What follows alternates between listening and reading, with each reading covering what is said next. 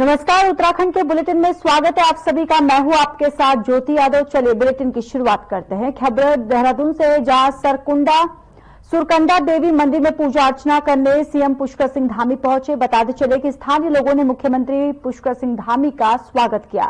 Ropeway के माध्यम से मुख्यमंत्री मां सुरकंडा देवी के धाम पहुंचे। दरअसल मुख्यमंत्री ने ही इस रोपवे का लोकार्पण किया था।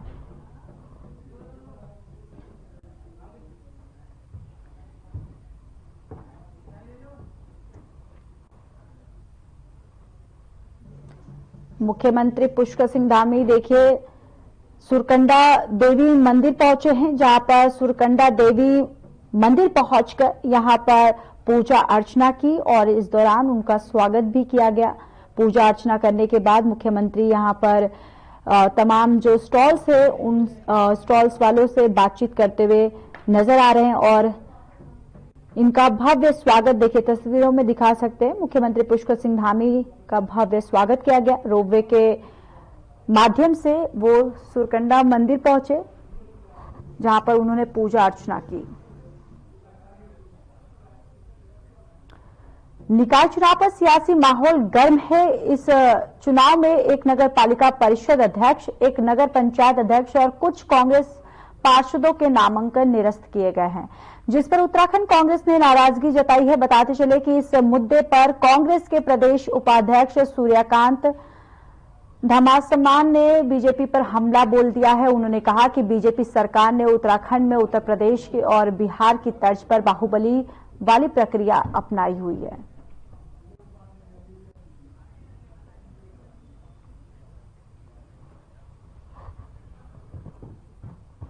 निकाय चुनाव में एक साल से निकाय चुनाव को टाल रही थी क्योंकि हार की घबराहट उनके अंदर थी। एक साल से हम लगातार, जब कार्यकाल समाप्त हुआ पूरे राज्य भर के निकायों का, हम मांग कर रहे थे कि चुनाव कराएं। एक साल तक चुनाव नहीं कराए गए।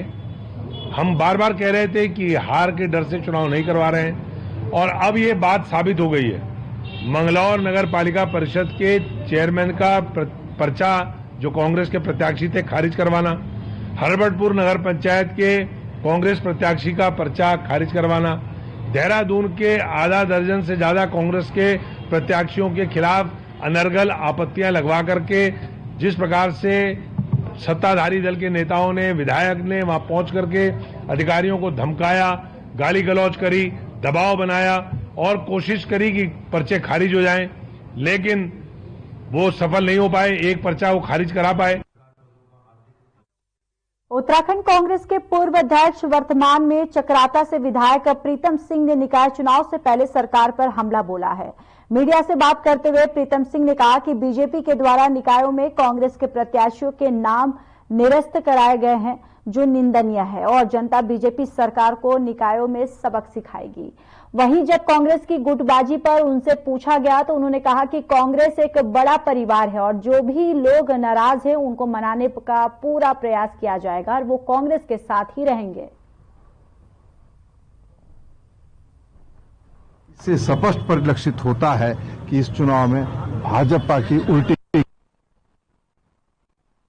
सरकार सत्ता के मद में मदमस्त है और निकाय चुनाव में कांग्रेस के जो प्रत्याशी हैं उनके नामांकन को निरस्त करने के लिए राजनीतिक दबाव बनाने का प्रयास कर रही है, कोशिश कर रही है, जिसको कांग्रेस के हमारे साथियों ने नाकाम भी करने का काम किया है।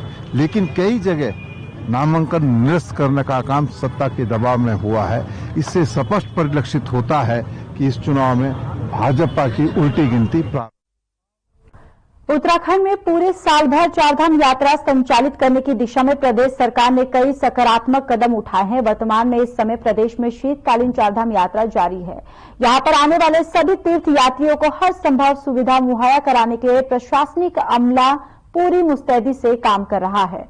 शीतकाल के दौरान तीर्थ यात्रियों को किसी भी तरह की कोई भी असुविधा ना हो, इस पर सरकार और प्रशासन का पूरा फोकस है। यही वजह है कि शीतकाल के दौरान भी काफी संख्या में तीर्थ यात्री उत्तराखंड की ओर रुख कर रहे हैं।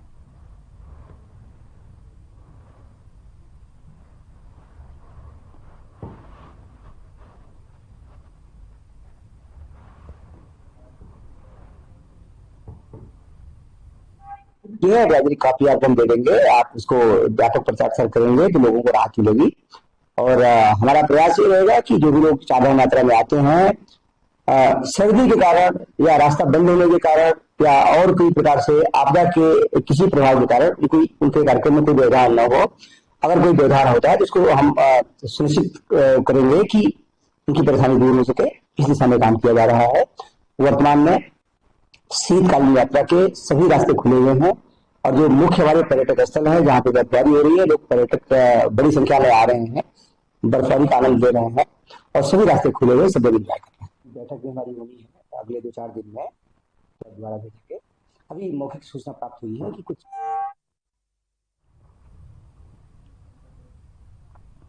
उत्तराखंड सरकार की शीतकालीन चारधाम यात्रा को प्रमोट का बड़ा व्यापक असर दिखा है। क्रिसमस से लेकर न्यू ईयर सेलिब्रेशन तक बड़ी संख्या में लोग शीतकालीन पड़ाव पर पहुंचे। कई जगह से बहुत सकारात्मक परिणाम सरकार को मिला है।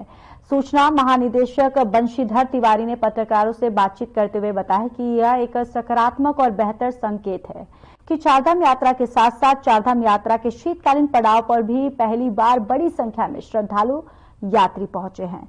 महानिदेशक सूचना ने कहा कि मुख्यमंत्री ने जैसा अपेक्षित किया था ठीक उसी अनुरूप में यात्री पहुंचे हैं।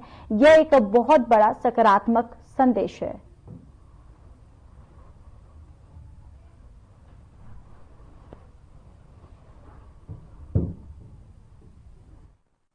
देखिए, माननीय मुख्यमंत्री जी के द्वारा पहले भी इस संबंध में निर्णय लिए गए थे और सभी विभागों को निर्देशित किया गया था कि चारधाम यात्रा की तैयारियां किया जाए, वो चाहे सड़क से संबंधित है, स्वास्थ्य है, बिजली है, और साथ ही साथ सूचना विभाग को भी निर्देशित किया गया था कि इसका व्यापक प्रचार प्रसार किया जाए कि जो देव डोलियां हैं आकर के जो देव स्थान है जहाँ पर प्रवास करते हैं उनके बारे में लोगों को बताया जाए ताकि आकर के लोग जो तीर्थयात्री हैं उसका दर्शन लाभ उठाएं। तो हम लोगों ने भी अपने स्तर से काफी उसमें प्रचार प्रसार किया, तो उसका बड़ा अच्छा देखने को परिणाम मिल रहा है। और कल नए वर्ष पर भी नरसिंह देवता, ओंकारेश्वर महादेव और मुखवा में और खरसाली में काफी भीड़ रही।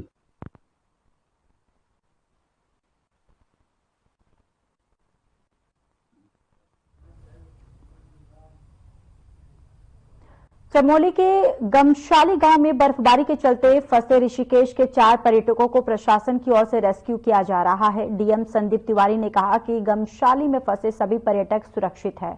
पर्यटकों की घाटी में तैनाती आईटीबीपी और बीआरओ की ओर से सभी तरह की मदद की जा रही है। चारों पर्यटकों को मलारी लाया जा रहा है, जबकि उनके वाहन को सड़क मार्ग से बर्फ हटाने के बाद घाटी से निकाला जाएगा।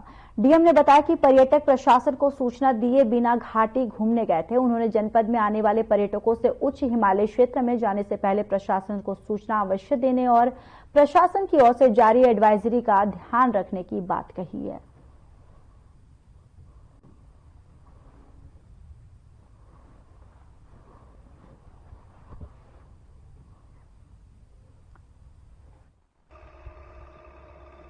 और 27 दिसंबर को ऋषिकेश के कुछ पर्यटक मलारी के पास बर्फबारी में गाड़ी के साथ फंस गए थे और चूंकि वो नीति घाटी की तरफ जा रहे थे और प्रशासन को बिना सूचना के, बिना किसी अनुमति के वो जा रहे थे।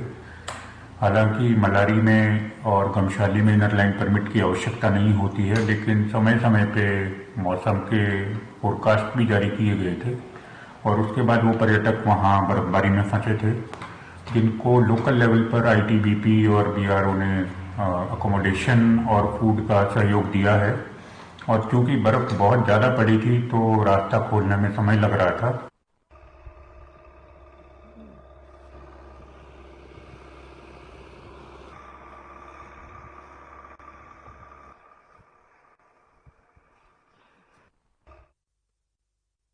हरिद्वार के बहादुराबाद थाना क्षेत्र में बीते बुधवार देर रात एक भीषण सड़क हादसे में 4 लोगों की मौत हो गई, जबकि एक व्यक्ति गंभीर रूप से घायल हो गया। यह हादसा शनिदेव मंदिर के पास नेशनल हाईवे पर हुआ, जब हरियाणा से हरिद्वार घूमने आ रहे 5 युवकों की कार सड़क किनारे खड़े ट्रक से टकरा गई। हादसे में कार सवारों की मौके पर ही मौत हो गई। थाना अध्यक्ष नरेश राठौड़ ने बताया कि हादसे की जांच की जा रही है। ट्रक चालक की भूमिका और सुरक्षा मानकों की अनुपस्थिति की भी जांच की जाएगी। पुलिस ने कहा कि परिजनों की ओर से शिकायत मिलने पर आगे की कार्रवाई की जाएगी।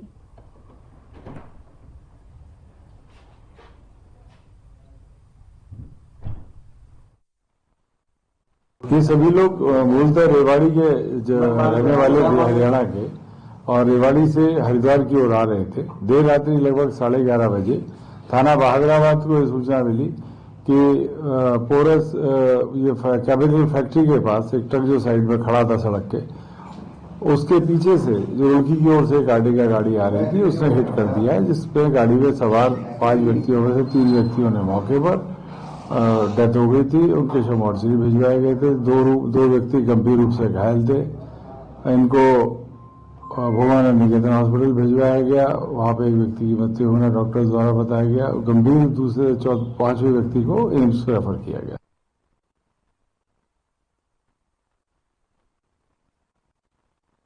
अब निकल जाएगा, कोई नहीं पड़ाएगा तो।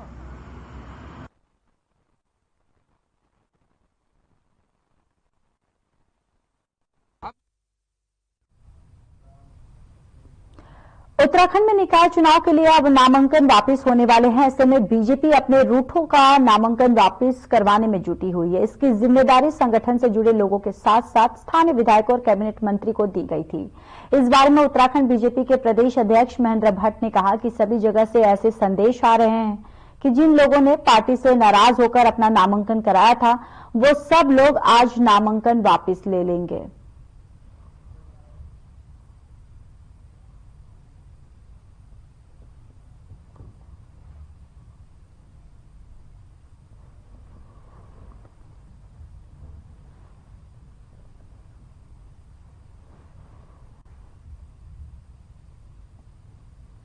वापस ले लेते हैं और पार्टी के सक्रिय सदस्य हैं तो उनको भी 6 वर्ष के लिए निष्कासित करना हमारी मजबूरी होगी।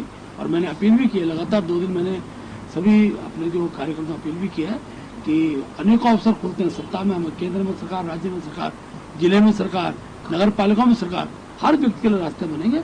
इसलिए पार्टी विरोध में किसी व्यक्ति को जाना उचित नहीं है, नहीं जाना चाहिए।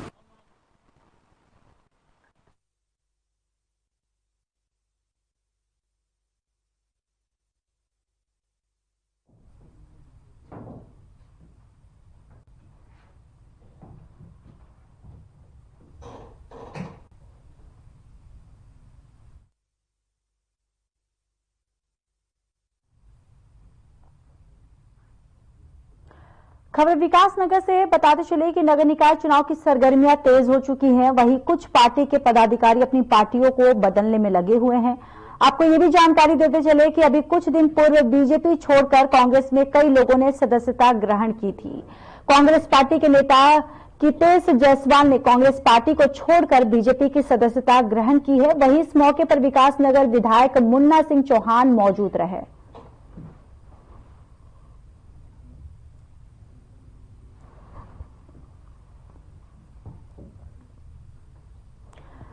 तो देखिए, कांग्रेस पार्टी छोड़कर कई लोग जो है वो बीजेपी का दामन जो है उन्होंने थाम लिया। कितेश जायसवाल बीजेपी में शामिल हुए तो यहां पर कांग्रेस को एक बड़ा झटका जो है लग गया है। और कांग्रेस को यहां पर बताते चले कि कई जो लोग हैं, कई जो नेता हैं, उन्होंने कांग्रेस का दामन छोड़कर बीजेपी में शामिल हो गए हैं। तो यहां पर निकाय चुनाव को लेकर देखिए, एक तरफ तैयारियां जो है वो भी जोरों शोरों पर है, तो वहीं जो नेता है उनका भी ये सिलसिला शुरू है कि बीजेपी छोड़कर वो कांग्रेस में शामिल हो रहे हैं। तो वहीं कई नेता जो हैं वो कांग्रेस छोड़कर बीजेपी का दामन जो है उन्होंने थाम लिया। और कितेश जायसवाल जो है उन्होंने भी कांग्रेस का दामन छोड़कर बीजेपी का दामन जो है वो थाम लिया है। तो यहां पर एक कांग्रेस को एक और बहुत बड़ा झटका लगा है।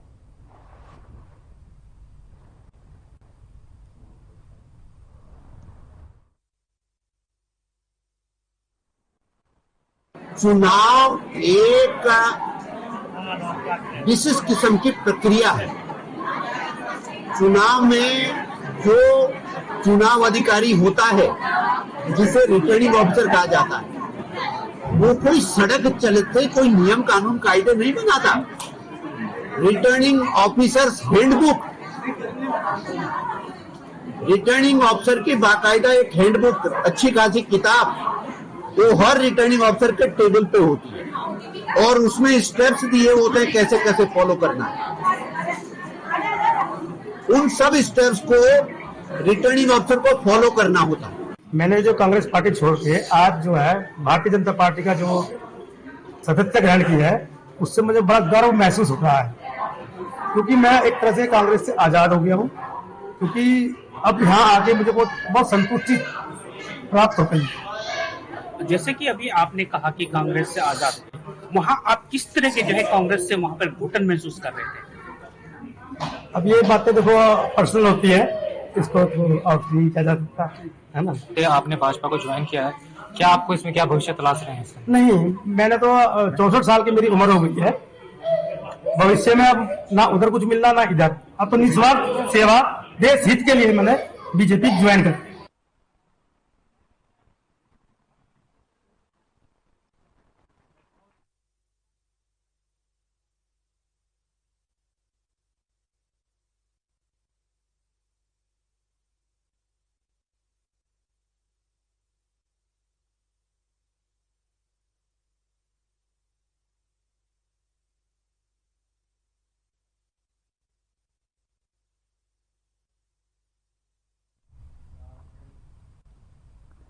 इकतीस दिसंबर की रात पूरी दुनिया ने नए साल का जश्न मनाया, तो वहीं उत्तराखंड में नए साल की रात 14 करोड़ 26 लाख की शराब की बिक्री हुई।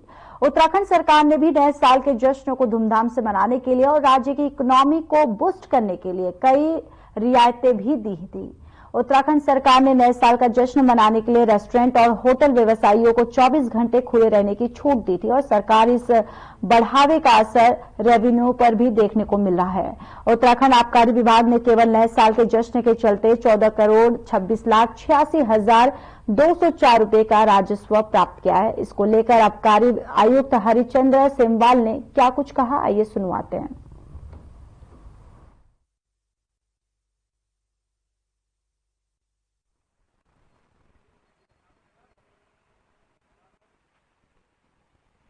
उत्तराखंड राज्य सरकार के द्वारा श्रम विभाग ने अपने आदेश जारी करते हुए सारे होटल रेस्टोरेंट वगैरह जो है पर्यटकों की सुविधा के दृष्टिगत 24 घंटे चालू रखने के आदेश कर दिए थे। उसी क्रम में आबकारी विभाग के द्वारा बार संचालन जो है रात्रि 2 बजे तक अलाउ किया गया। उसके तहत हमारे यहाँ अगर प्रदेश में देखें तो न्यू ईयर के जश्न में जो दावतें हुई थी या पार्टियां हुई थी उसमें 1 डे लाइसेंस पे 1 दिवसीय लाइसेंस जारी होता है, वो 600 से अधिक जारी हुए हैं पूरे प्रदेश में। उसमें सबसे ज्यादा आंकड़ा देहरादून शहर का जिले का रहा है और उसके बाद नैनीताल जिले का रहा है।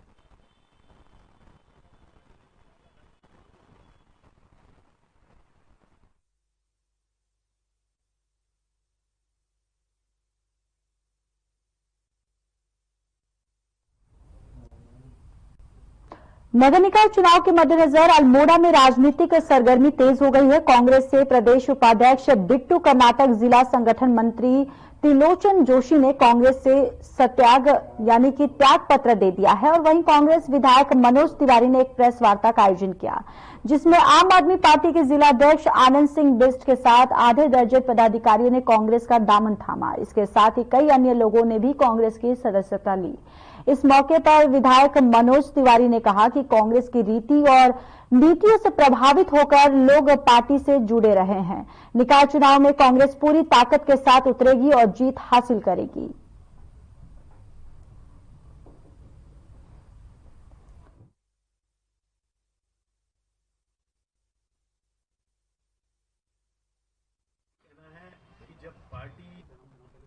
देखिए, कांग्रेस की नीतियों को लेके, कांग्रेस के संविधान की विचारधारा को लेके और पार्टी संगठन को लेके आज हमारे कई ऐसे आप पार्टी के जिलाध्यक्ष जी के साथ कई लोगों ने आज कांग्रेस की सदस्यता ली है और पूरे समर्पित भाव से कांग्रेस के लिए आजीवन अपना काम करने का संकल्प लिया है। मैं इनको बधाई देता हूँ। देखिए, पार्टी ने इन सभी लोगों को बहुत सम्मान दिया जब इन्होंने दूसरी पार्टी से कांग्रेस की सदस्यता ली है और हमेशा सम्मान दिया है और सम्मान देने का संकल्प लिया था। लेकिन मुझे समझ में नहीं आता है कि उन्होंने पार्टी छोड़ी है और मैं इस बारे में बहुत ज्यादा कुछ टिप्पणी नहीं करना चाहता हूँ।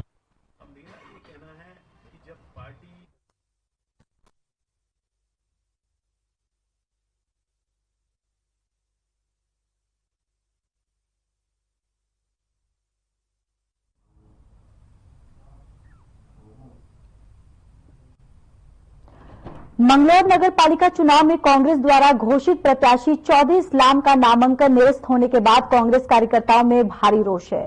नामांकन निरस्त होने के बाद कांग्रेस ने निर्वाचन अधिकारियों पर मनमानी करने का आरोप लगाया। बताते चले कि प्रेस वार्ता करते हुए विधायक काजी निजामुद्दीन ने कहा कि जिन दस्तावेज पर उनका चर्चा खारिज किया गया है, उन दस्तावेजों पर 4 बार चौधरी इस्लाम चुनाव लड़ चुके हैं। ये बीजेपी की चाल है। उपचुनाव में मिली करारी हार का बदला लेने के लिए कांग्रेस प्रत्याशी का पर्चा निरस्त किया गया है। उन दस्तावेजों को गलत बताया गया जिनके आधार पर चौधरी इस्लाम अब तक 4 बार नगर पालिका का चुनाव लड़ चुके हैं। और आपको ये भी बताते चले कि सभासद निर्वाचित हो चुके हैं और नगर पालिका चेयरमैन निर्वाचित हो चुके हैं। निर्वाचन अधिकारियों ने बीजेपी के कहने पर जानबूझकर दस्तावेजों को गलत बताकर निरस्त किया। कांग्रेस में भारी रोष है, जिसे कांग्रेस किसी भी सूरत में बर्दाश्त नहीं करेगी।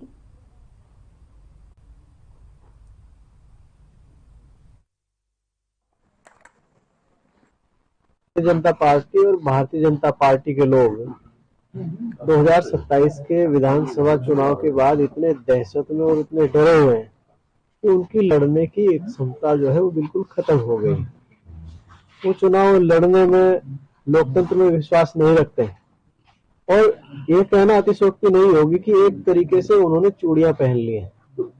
और चूड़ियां पहनने से मेरा तात्पर्य चौधरी साहब का, कांग्रेस प्रत्याशी का नामांकन रद्द करना और जोर जबरदस्ती के साथ नामांकन रद्द करवाना, ये उसी चूड़ी पहनने का सबूत हुआ। अगर उनमें लड़ने का मादा होता तो लड़ते, चुनाव मैदान में आते। आज लोकतंत्र के लिए बिल्कुल काला दिन है और चौधरी इस्लाम साहब जो मंगलौर के नगर पालिका अध्यक्ष पद के लिए कांग्रेस के प्रत्याशी बनाए गए थे, उन्होंने अपना कांग्रेस प्रत्याशी के रूप में नामांकन किया था। मैं आपको बता दूं कि चौधरी इस्लाम जी 2003 में मंगलौर नगर पालिका सभासद का चुनाव लड़ चुके थे। 2008 में हारे थे। 2008 में नगर पालिका सभासद के लिए निर्विरोध निर्वाचित हुए थे।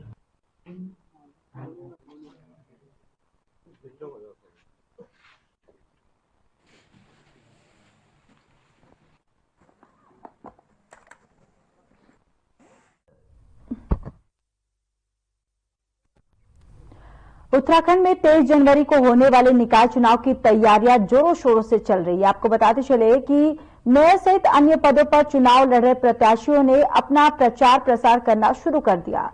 तो वहीं हल्द्वानी नगर निगम के बोर्ड 9 तल्ली बमोरी क्षेत्र से बीजेपी पार्षद प्रत्याशी गिरीश नैनवाल अपने बोर्ड के सभी लोगों से मिल रहे हैं। चुनाव के बीच गिरीश ने अपने चुनाव कार्यालय का उद्घाटन किया, जहां उद्घाटन में बीजेपी के नगर अध्यक्ष प्रताप रेखवाल सहित तमाम वरिष्ठ नेता मौजूद रहे। इसी दौरान नैनवाल ने कहा कि उनके वार्ड में तमाम समस्याओं का ढेर है। उन्होंने कहा कि अगर वे जीत जाते हैं तो सभी समस्याओं को दूर करने का प्रयास करेंगे। वहीं कार्यालय उद्घाटन में पहुंचे बीजेपी नेता कमल उप्रेती ने कहा कि बीजेपी ने वार्ड 9 के एक शिक्षित और कर्मठ व्यक्ति को पार्षद का टिकट दिया है।